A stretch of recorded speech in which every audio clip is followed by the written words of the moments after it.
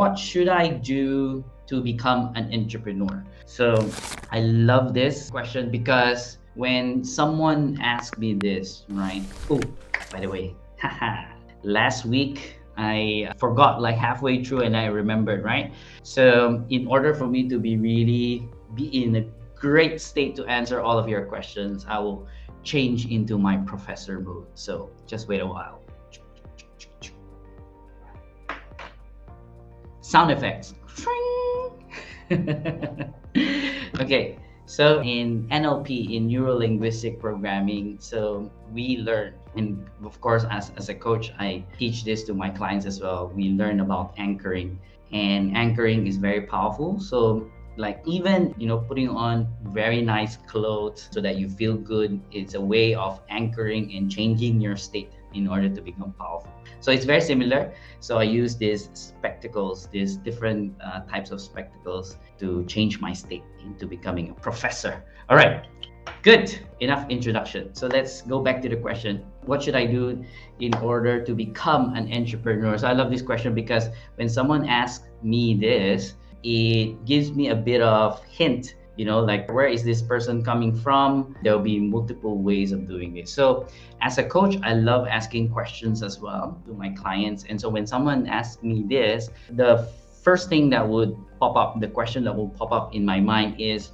this person looking for, like a particular quality of an entrepreneur? Like what are the qualities an entrepreneur? Is this what this person is asking? Then another question would be more, like validation. They probably would be asking, am I qualified to become an entrepreneur?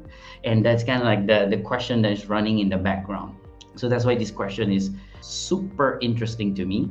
And I remember, and this is very powerful, right? And I'm sure no matter what age you are right now, like of course, not 5 years old, but when you are like somewhere in the adult age, like 18 and above, you definitely can relate to this. And this is a powerful distinction that I learned from Money in You as well, is that a lot of us growing up right now that we are adults, is that we take on this always asking for permission. And it's because when we were in school, before we can actually answer, you raise your hand like, mom, teacher. And when you raise your hand, then it's basically asking for permission. And there's nothing wrong with that. It's just that we get programmed. It's when we get started to be programmed.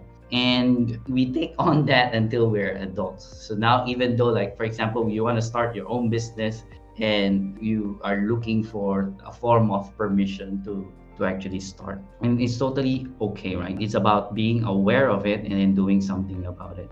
And I remember I had a client who had big dreams for her business. So from earning or somewhere around $7,000 per month, she wants to level up her business to $200,000 per month. And the business is going to be like totally different from what she's doing. And interestingly, like talking to the people in her life, her family, she's not comfortable because she's afraid that the husband or her family members, her mom or her dad, won't agree to what she plans to do, and in a way like avoiding like that scare to hear the rejection, like, oh, you don't do that, it's not for you, and things like that. And so that's kind of like the permission part.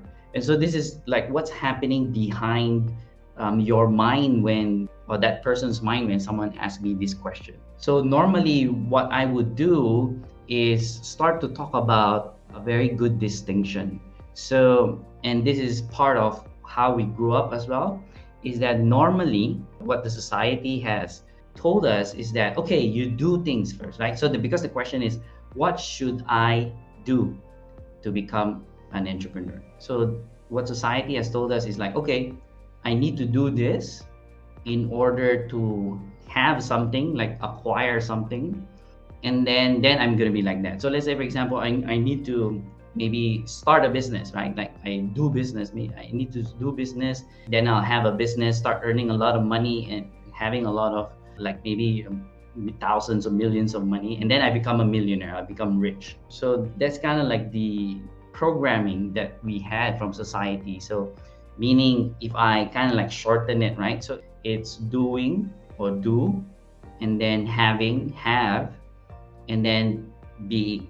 So I become a millionaire, I become rich. So do, have, be.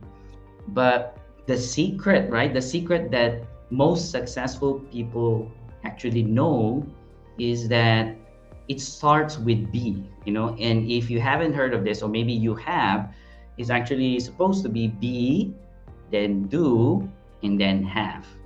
Be, do, have. And it's different from what we are programmed, meaning do first, then have, and then you become like that. So this question tells me that where this person is coming from. Oh, I need to do first, I need to do first.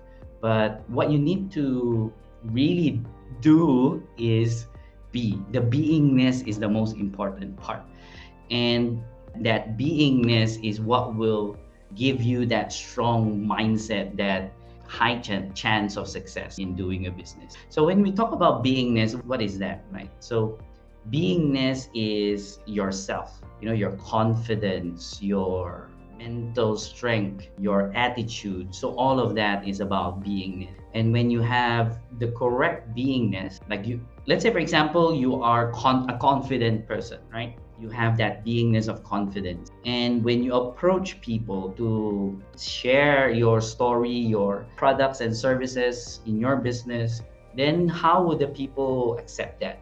So definitely they will sense that, they will feel that, oh, this person is like very confident and he believes in what he's doing in his products and service. And so it starts with the beingness, then you do it, then it's easier. So remember, it's be, then do, and then have. And so that is so now if you think about it, the question, we can change it a bit. So what should I be to become an entrepreneur? So when you change that question to be, then it's much easier, because a lot of people get stressed and there's a lot of like checklists. They think that, oh, I need to check this, or in order to become an entrepreneur, I need to do all of these things, check. But it is supposed to be like more of the beingness. So when, as an entrepreneur, and one of the things that I want to say, right? So anyone can be an entrepreneur. Anyone. This is really my belief. My belief is that anyone who wants to become an entrepreneur can become an entrepreneur. It's just a matter of you really want it. So of course, officially, for you to become like really an entrepreneur is, of course, if you start an enterprise or a business, then of course you are an entrepreneur, like officially, like, right? But anyone can be an entrepreneur. It's just a matter of a shift in the mindset. So what we are normally stuck with is the employee mindset, because this is what we have learned going through school. We are trained, basically we are programmed to work. So what needs to change first is that mindset from being an employee to becoming an entrepreneur. And so that's where it starts. So I hope I answered that question. Oh, hey there. If you like this video, please like, share, and subscribe. And remember to click the bell button so you get updated of the new videos.